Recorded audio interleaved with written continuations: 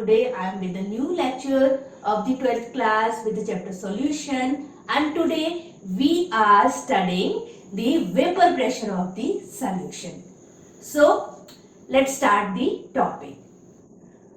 For vapor pressure of solution, first of all we have to understand that what is vapor pressure of liquid, of any liquid.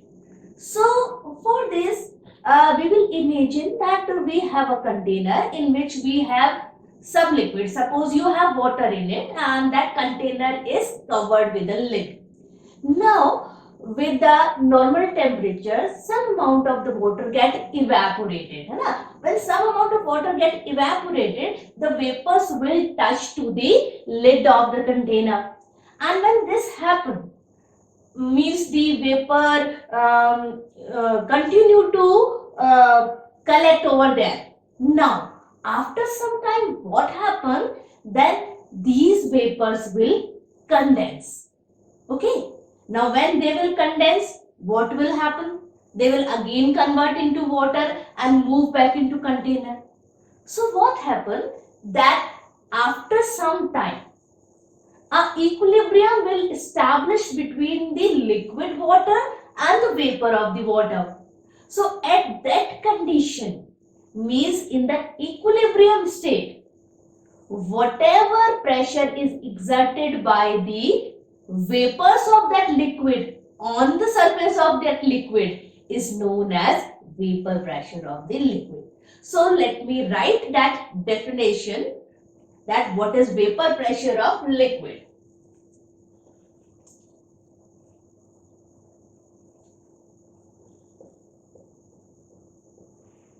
Vapor pressure of liquid is defined as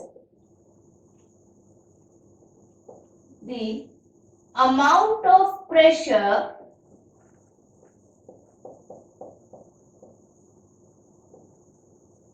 exerted by vapors on the surface of liquid at equilibrium position.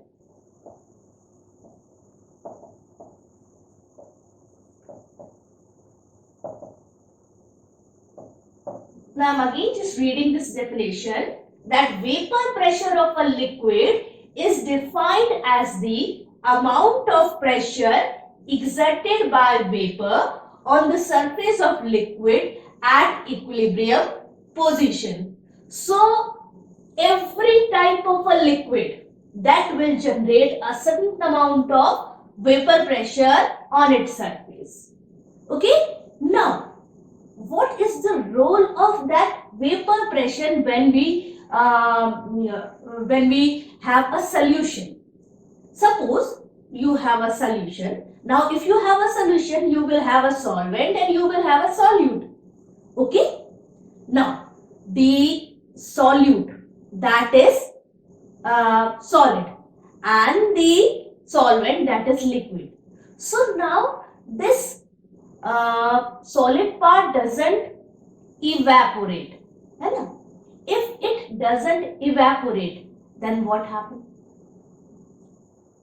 If it doesn't evaporate, it will block the upper surface. Suppose you have a solution. Now here you have a liquid. Okay, this is volatile, this can easily evaporate. Now you have certain amount of solute in it. Suppose you have 4 atoms of solute and rest are of solvent. Now these 4 atoms doesn't evaporate. If it doesn't evaporate, means they will block the path of the liquid to move out. So when you have certain amount of solute in a solution, they will always have a lowering in the vapor pressure. So what is the reason let me again give you this explanation and also write that. So we have a topic here, that vapor pressure of solution.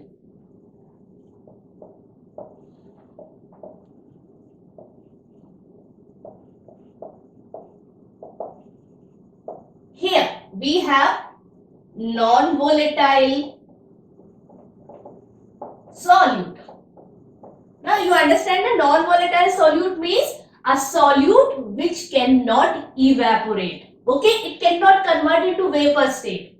So it can't convert in vapor. Fine. And you have a volatile solvent. Fine. So this volatile solvent can vaporize. Okay. The volatile solvent can vaporize. Now what will happen? This solvent moves up, up, up and up. Now these solute particles, they will block the way of this solvent particles to move up to create more vapors. So as in comparison with pure solvent, always a solution will have lower vapor pressure. So it is the value point, important line, that the vapor pressure of solution is always lower than vapor pressure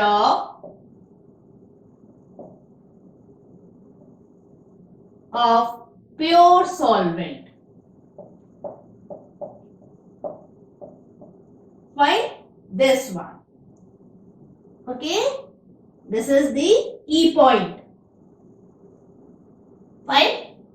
Now after this we will move to the mathematical derivation of the vapor pressure, that is known as Raoult's. Now we start with the Raoult's law.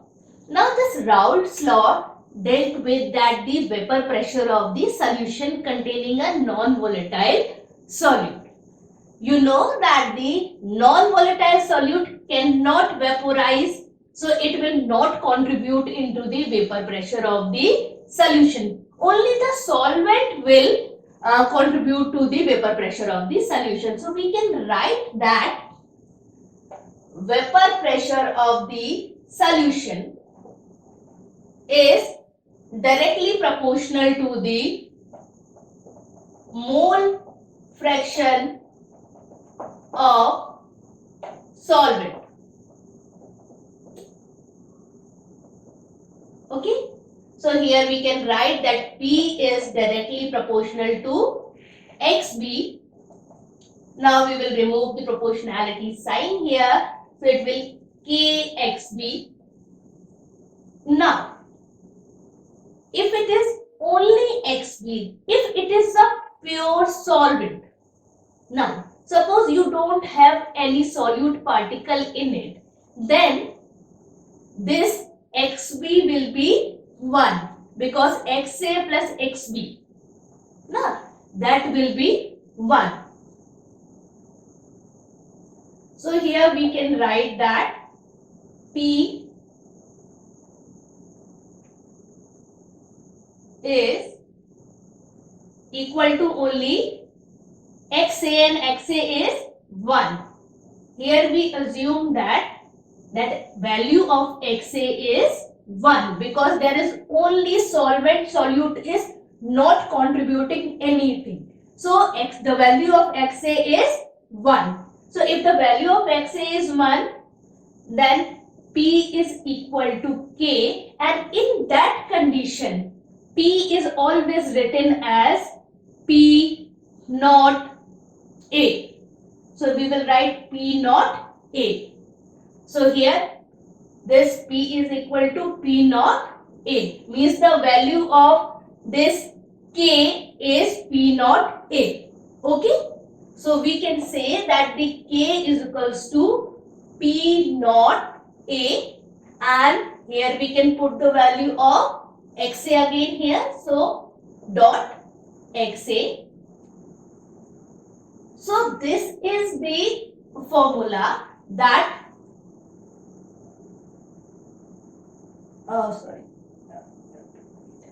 no, P is PA naught XA. Now you know that this XA plus XB is equal to 1. So this XA will be 1 minus XB. Okay. Now we can put the value of XA here. Okay. If we are going to put the value, so here P is equals to PA naught 1 minus XB. Okay. So P equal to PA naught minus PA naught XB. Fine. Now, what you will do, I am going to take this one here, means I am going to take this PA naught XB part at the left hand side. So PA naught XB is equals to PA naught minus P. Okay, this will happen, and now I am writing XB is equals to PA naught minus P upon PA naught. Fine. So this is our end derivation. This will say that the lowering in the vapor pressure is equal to the the mole fraction of the solute. So what the Raoult law state? Now the Raoult law state that any given temperature, listen, at any given temperature, the solution containing any non-volatile solute, the lowering in the vapor pressure is equal to the mole fraction of the solute. Okay, mole fraction of the solute. So this formula is very, very important for calculations. Okay, so after this we are going to have a numerical problem that we are going to solve. Now this graph is showing that you have a solution and which is following the Raoult's law. Now you can see this dotted line, this one. Now here XA is 0. XA means the mole fraction of the solvent is 0, and this mole fraction is rising, and here the mole fraction is 1. So it is the pure solvent. And this line is showing the pure solute. So vapor pressure of the solute is always less than the solvent. So it is shown like this, that this line is at the lower position and this line is at the higher position. Now, when you have a solution, means these both solute and solvent are mixed, a slant line is drawn over these 2 points, making a linear graph. So this is the P total of the solution, which is having P initial of the solvent and the P of the vapor pressure of the solute. So it is the total of the 2 components. So when we have the 2 components in the solution and both are volatile, then this type of graph is always drawn. Okay. Regarding this graph, we will again study in the azeotropic mixture. So we will again discuss this graph. Now we will have a solution regarding the Raoult law. Now I'll read this one. If vapor pressure of the pure liquids A and B are 450 and 750 mm of mercury at 350 Kelvin temperature, find the composition of liquid and the vapor pressure if the total vapor pressure is 600 mm of mercury. Okay, so how you are going to solve? You have given the 3 things here. you have given the vapor pressure of both the liquid. So here vapor pressure of liquid A, that is 450. Vapor pressure of liquid B, that is 700. And vapor pressure of solution means total, that is 600. Fine. So you know that the vapor pressure total is equal to PAXA plus PVXB. Fine. What is PA? 450. And you have XA. Right? Here you have 700 and multiply XP. Fine? Now, you always know that XA plus XB equal to 1. So here I am writing that XB is equals to 1 minus XA. Fine? Now I am putting this one value in equation 1. Okay, so 450 XA plus 700 1 minus XA. Okay, here 450 XA plus 700 minus 700 XA. Okay, total is how much? 600. Fine, so we can solve this one. So it become minus 250 XA plus 700. Okay, so it is going to be 100 is equals to 250 XA. Fine. So what is the value of XA? 100 upon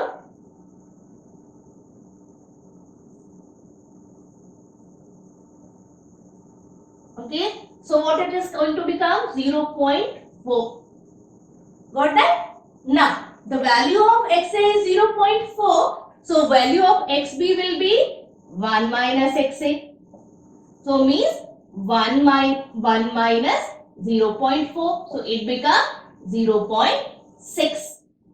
Got that? So, means you have the quantity that in the solution, the value of the solvent particle is 0.4 and the value of XB is 0.6. So, the one part of the numerical is solved, that we have the composition of the solution. So, it is the composition of the solution that you got. Now, after that, we have to calculate the value of the vapor pressure. Okay, now we have to calculate the vapor pressure of the each one. So we will have that vapor pressure of A is XA into their pressure. Okay, so it is PA upon PT, means P total. Okay, so what is the value of XA here? 0.4, PA is 450, P total is 600. Okay, here, so we will do this and it is you will divide it by 5 or 15. So it is 3 and it is 4. Okay, so this you will cut and it will going to be 0.3. Fine. In the same way you are going to do with the vapor pressure of B. Okay. So here again you will have XB into PB upon PT. Pressure of B. Now here you know that XB is 0.6 and its pressure is 700 and divided by 600. So 0, 0 here, 0, 0 cut. 6 by 6, 0.1 and it comes to be 0.7. Fine. So we will got the vapor pressure of A and B. So here we have completed your numerical. We got the composition of the solution and the vapor pressure of two components which are present in the solution. So here we are going to finish your lecture, and in the next we are going to study the elevation in the boiling point and the depression in the freezing point. Till then, subscribe my channel, do like and share the video. Bye.